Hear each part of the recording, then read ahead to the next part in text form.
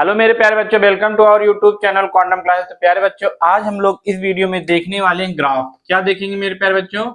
Graph देखेंगे, वो भी किसका ग्राफ? ट्रिग्नोमेट्री फंक्शन का ग्राफ। ठीक है, तो थोड़ी बहुत जानकारी आपको ग्राफ के बारे में होना चाहिए। तो हम लोग एक एक करके सीखते हैं, जैसे साइन एक्स का ग्राफ, कास एक्स का ग्राफ, टेन एक्स का।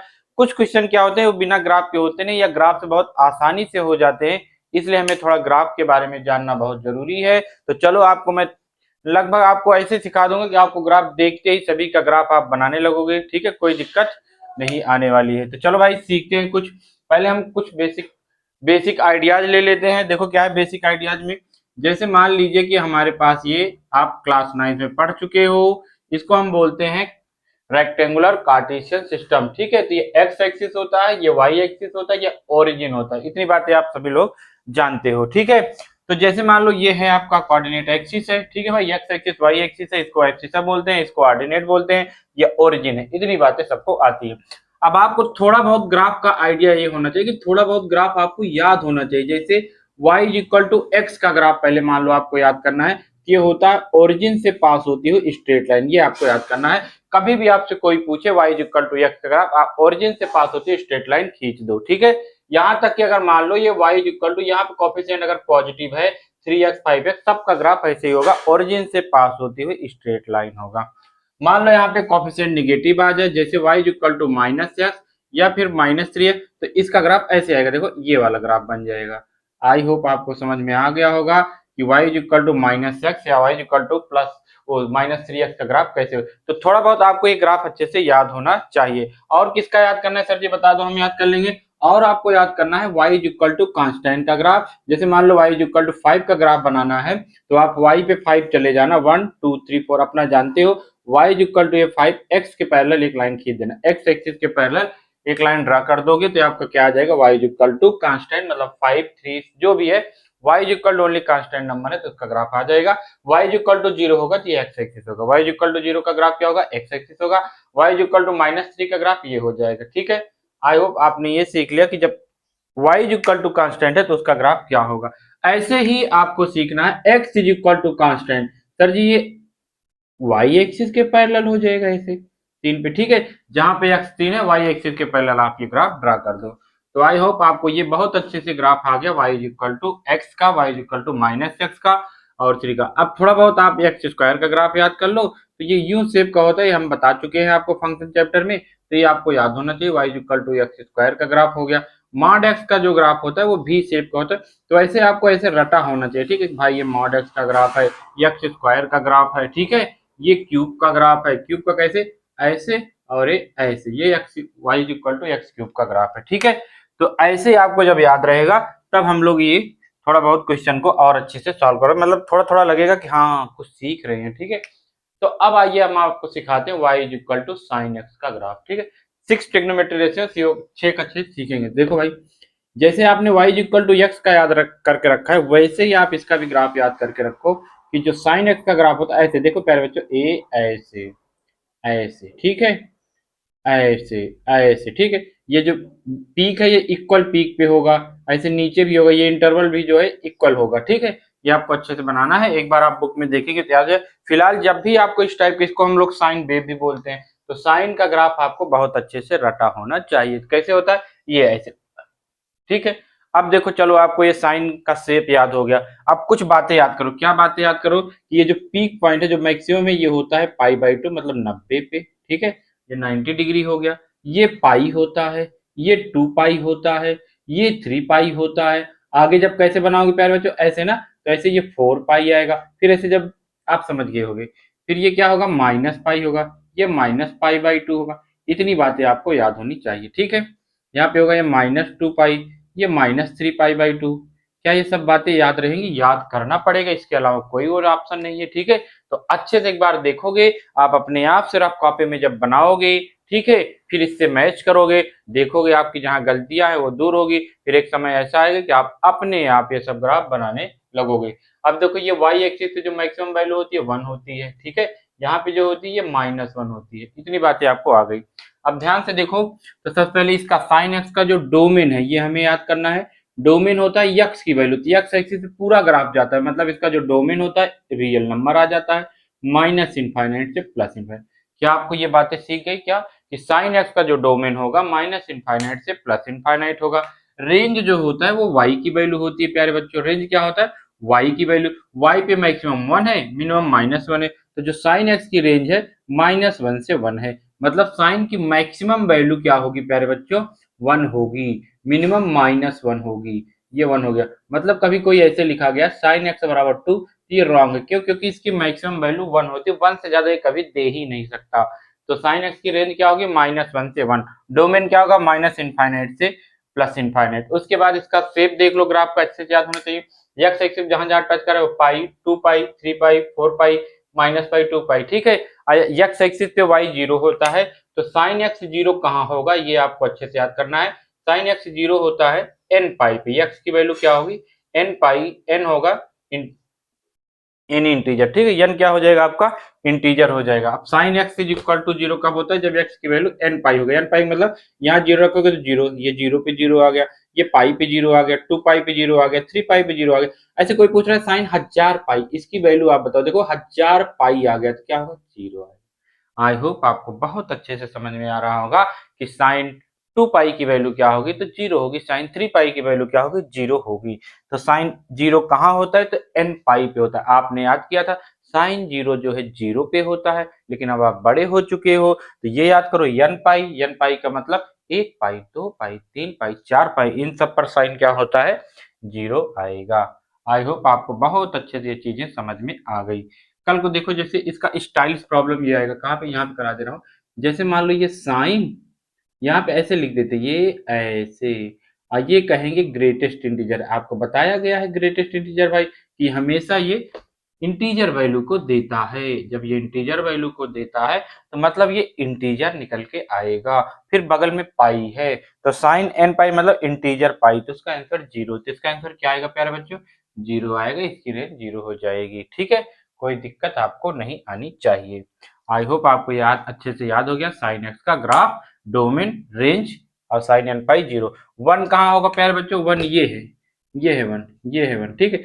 पाई बाई 2 ये कितना आएगा भाई, ये आ जाएगा आपका 3 पाई बाई 2 पे, देखो -1 आ गया। ये 5 पाई बाई 2 पे 1 आ गया। तो ये जो 1 आता है वो मेरे ख्याल से इस पे आता है 4n प्लस 1 पाई बाई 2 पे। 4n प्लस 1 पाई बाई 2 पे साइन 1 आता है, और 4n माइनस 1 पाई बाई 2 पे -1 आता है। जैसे यहाँ पे देखो 1 रखोगे तो अगर माइनस रहेगा, 4 एकम 4 रहेगा 3, तो ये -1 है, ठीक है। और यहाँ पे देखो 1 रखोगे, 4 एकम 4 5 पाई बाई 2, तो 5 पाई बाई 2 पे 1 आया। तो मतलब क्या, 4n प्लस 1 पाई बाई 2 पे साइन पॉजिटिव 1 होता है, 4n माइनस 1 पाई बाई 2 पे साइन -1 होता है।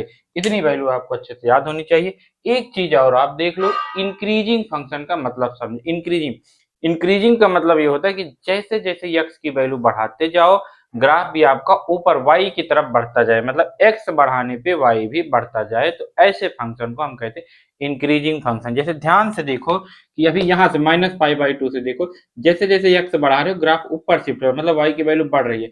कहाँ तक बढ़ रही है, यहाँ तक, पाई/2 तक। मतलब आपने ये सीखा कि -पाई/2 से पाई/2 तक साइन जो है इंक्रीजिंग है, ये फिर डिक्रीजिंग है। क्या आपको समझ में? डिक्रीजिंग क्या होगा, जब x की वैल्यू बढ़ाते जाओ y की वैल्यू कम होती जाए, तो ऐसे फंक्शन को हम कहते हैं डिक्रीजिंग फंक्शन।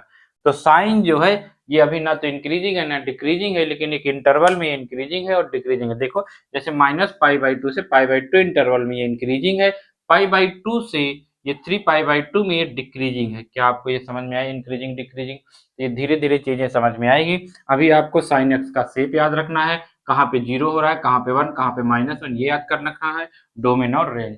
चलो प्यारे बच्चों, धीरे धीरे कदमों से हम लोग कास एक्स का ग्राफ सीखते हैं। तो जो कास एक्स का ग्राफ होता है वो आपका ऐसे होता है। कैसे?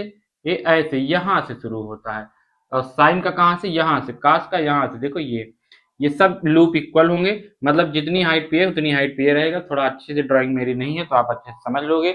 और जितना ये लूप का डिस्टेंस होगा इतना ये भी होगा, इतना ये भी, ये आप अच्छे से बना लोगे, इतना ये मतलब। अब देखो ये जो होता है पाई/2, ये पॉइंट हमें याद रखना है। और ये जो होता है 3 पाई/2 होता है प्यारे बच्चों। ये जो होता है पाई होता है, ठीक है। आगे जो होगा ये 2 पाई होगा, ये होगा 5 पाई/2 होगा। ऐसे आपको याद रखना है। ये -पाई/2 होगा, ये -पाई होगा, ये -3 पाई/2 होगा, ठीक है। ये -2 पाई होगा। इतनी बातें आपको याद रखनी है। तो क्या आपको याद हो गया, वाई पे ये मैक्सिमम वैल्यू 1 है, cos 0 1 होता है तो इसलिए 1 हो गया, और ये मिनिमम वैल्यू -1 हो जाएगा। चलो लिखते हैं क्या, डोमेन। तो डोमेन मतलब x की वैल्यू तो पूरी हो जाएगी x एक्सिस, तो डोमेन इसमें क्या हो जाएगा, r real number, minus infinite से प्लस इनफाइनाइट। रेंज किसकी रेंज बता रहे हो सर जी, cos x की, तो रेंज कितनी होगी, -1 से 1 होगी। क्या आपको समझ में आ गया, cos x का डोमेन क्या होता है, माइनस इनफाइनाइट से प्लस इनफाइनाइट, रेंज क्या होता है, -1 से 1 होता है। और क्या याद करें, देखो ये x एक्सिस को कहाँ कट कर रहा है, इंटरसेक्ट, ये यहाँ पे, यहाँ पे, यहाँ पे, ये है π/2, 3π/2, 5π/2, इसका मतलब होता है 8π/2। क्या प्यारे बच्चों, 8π/2।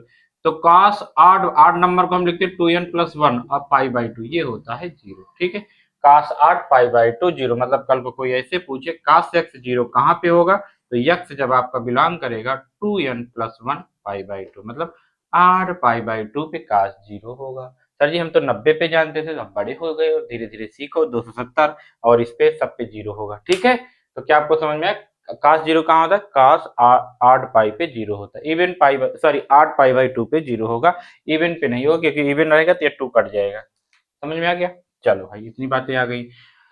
और क्या सीखें, ये 1 और -1 कहाँ हो रहा है, देखो -1 तो ये है पाई पे, और ये 2π पे 1 हो रहा है। ठीक है, तो जो cos x = 1, तो ये इवन पाई, x क्या होगा, या ऐसे कर दें, अगर x बिलोंग्स टू, कैसे करूं, चलो कोई बात नहीं, cos x = 1 कब होगा, जब x बिलोंग्स टू होगा 2n पाई। ठीक है, मतलब इवन पाई पे 1 होगा, या ऐसे कर दूं क्या, कैसे, cos n पाई का उत्तर जो होगा +-1 होगा, cos n पाई का उत्तर क्या होगा, +-1 होगा। n है आपका इंटीजर, कोई भी इंटीजर हो सकता है। अब यहाँ समझो, अगर n ऑड नंबर हुआ, n क्या है, ऑड, तो ये होगा cos x = -1, मतलब -1 आएगा। अगर n इवन नंबर हुआ, तो cos x मतलब ये जो चीज होगा, ये चीज कितनी किसके बराबर आएगी भाई, या सॉरी मैं गलत लिख रहा हूँ, n पाई = 1 हो जाएगा। यहाँ पे मैं लिख दूं ये n पाई कितना होगा, -1। तो cos 8π -1, cos इवन पाई 1, मतलब जैसे cos 1000 पाई, तो बताओ इवन है कि ऑड, सर जी तो इवन है तो 1 हो गया। cos 3 पाई, सर जी तो ऑड है, -1। cos पाई 1 ऑड है तो क्या हो गया, -1। क्या आपको समझ में आ गया, ठीक है, ये इंक्रीजिंग डिक्रीजिंग आप देख लो क्या क्या, कि देखो यहाँ से 0 से ये यहाँ तक पाई तक डिक्रीज हो रहा है। ठीक है, या 0 से π/2 डिक्रीजिंग है, पाई तक डिक्रीजिंग है, क्या आप समझ रहे हैं, फिर यहाँ से ग्राफ ऊपर गया तो ये इंक्रीजिंग है। ठीक है, आया, ये -π से कहाँ तक, ये 0 तक, ये इंक्रीजिंग है, ये आपको ये चीजें आनी चाहिए। मैक्सिमम वैल्यू इसकी कितनी होगी, -1, मिनिमम कितनी होगी, -1।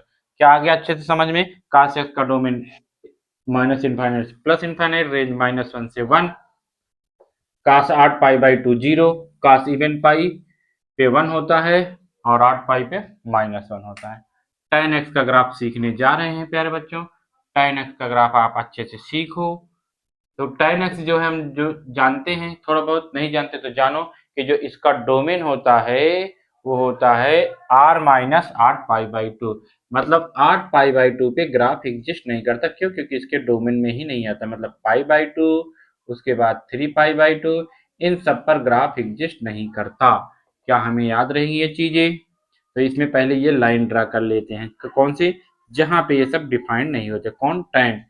ठीक है, तो देखो इसका ग्राफ कैसे होता है मेरे प्यारे बच्चों, तो ये π/2 की लाइन बना लिए, तो tan π/2 इनफाइनाइट होगा, तो ये इनफाइनाइट पे जाके टच करेगा ऐसे। ठीक है, और ये इधर ऐसे हो जाएगा, तो ये आपका tan x का ग्राफ हो जाएगा।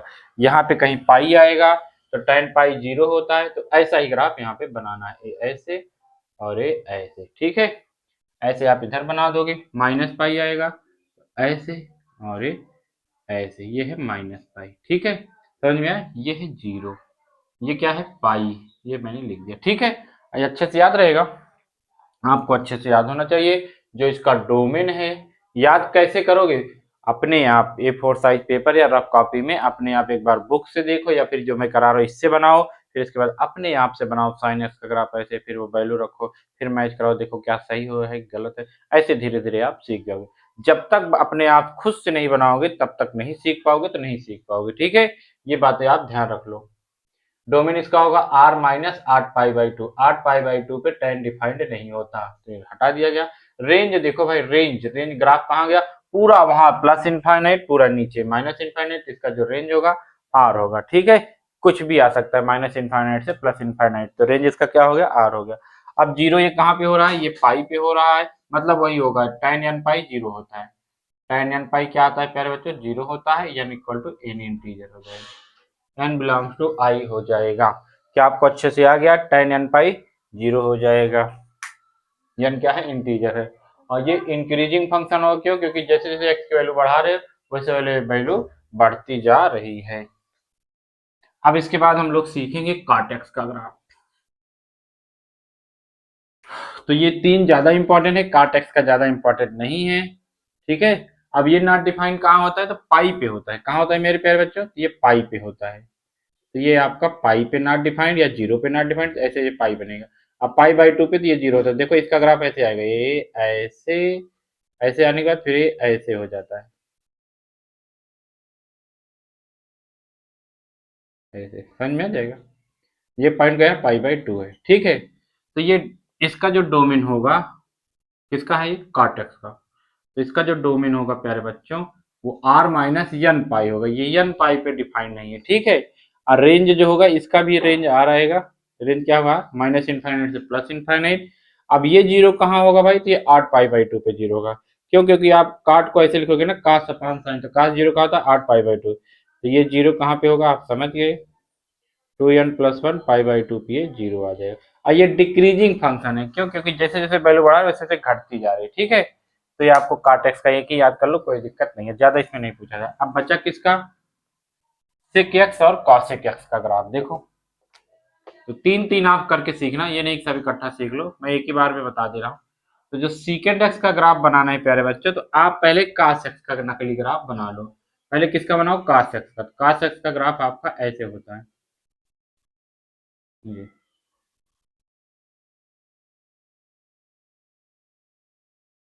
ये कास एक्स का ग्राफ है। ठीक है, तो आपको जब भी सीकेंट एक्स का ग्राफ बनाना है तो पहले आप कास एक्स का ग्राफ बना लो। ये पॉइंट आप जानते हो पाई बाई टू होता है, तो पाई बाई टू की लाइन होगी। ये माइनस पाई बाई टू होता है, माइनस पाई बाई टू की हो गई। ये आपका थ्री पाई बाई टू है, ऐसे है। अब देखो कैसे बनाओगे, कुछ नहीं करना है प्यारे, कुछ नहीं, बस इसको पलटो, ये उठा के पलट दो। ठीक है, तो जब उठा के वन का उल्टा तो नहीं होगा, तो ऐसे बनेगा, ये बनने जा रहा है, ये ऐसे। ठीक है, इसी के अंदर रहेगा, माइनस पाई बाई टू से पाई बाई टू के अंदर ही रहेगा, ये ऐसे ऊपर हो जाएगा। ये इसको जब पलटोगे तो ऐसे नीचे आ जाएगा, ऐसे। देखो समझ में आ रहा है, ये ऐसे है, इसको जब पलटोगे तो ऐसे हो जाएगा, और ये ऐसे हो जाएगा, ऐसे। ठीक है, अब ये मैं इरेज कर दे रहा हूँ, आपका किसका ग्राफ बन जाएगा, ये सेकेंड एक्स का। समझ में आया कैसे बनाना है, पहले कासेक एक्स का बना के, कासेक एक्स नहीं कास एक्स का बना के उसको पलट दो, तो किसका ग्राफ बन जाएगा प्यारे बच्चों, सीकेंड एक्स। देखो कितने अच्छे से आपका बन गया। आई होप आप सीकेंड एक्स का ग्राफ बहुत अच्छे से याद करके रखोगे।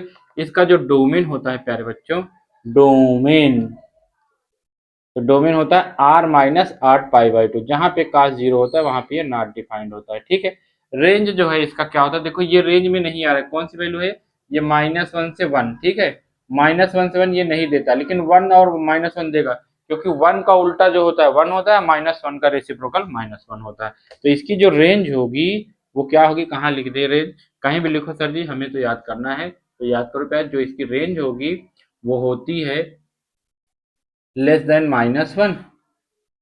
तो रेंज वाई की वैल्यू होती है ना, तो लिख दे रहा हूँ वाई जो है less than minus one union greater than one. ठीक है, तो जो सीकेंट एक्स है वो माइनस वन से छोटा या बराबर है, और वन से बड़ा या बराबर है। ठीक है, आप ऐसे भी कर सकते हो, इसकी जो रेंज होगी आर माइनस माइनस वन से वन, ये नहीं हटाना है, बाकी इसके अंदर का सब हटा दो। ठीक है, ये रेंज हो गया, क्या समझ में आ जाएगा, कोई दिक्कत आपको नहीं आनी चाहिए। ये आ गया आपका सीकेंट एक्स का। सेम ऐसे ही आपको बनाना है कोसेकेंट एक्स का। किसका प्यारे बच्चों, कोसेकेंट एक्स का आपको ग्राफ बनाना है। तो कोसेकेंट एक्स का ग्राफ कैसे बनाओगे, आपको क्या करना है, साइन एक्स का ग्राफ बनाना है। तो साइन एक्स का जैसे ही आप ग्राफ बनाओगे, ये तो नीचे से बनता है ऐसे जी, ये किसका है प्यारे बच्चों, सर जी ये साइन एक्स का है। किसका है, साइन एक्स का ये ग्राफ है। ठीक है, अब आप ये कहाँ पे जीरो है, पाई पे, तो पाई पे ये बाउंड्री बनाओ, ये टू पाई पे बाउंड्री बनेगी, ये थ्री पाई पे बाउंड्री बनेगी। अब इसको पलटोगे, जब इसको पलटोगे तो यहाँ से ऐसे ए ऐसे आए ऐसे जाएगा। ठीक है, इधर ये ऐसे और ये ऐसे बना लोगे, आई होप। ये इधर ऐसे और ये ऐसे, ठीक है, आया समझ में। इधर ये ऐसे, ये ऐसे, ठीक है, इधर ये ऐसे ऐसे, क्या आया समझ में। ऐसे आपको बनाना है, ठीक है।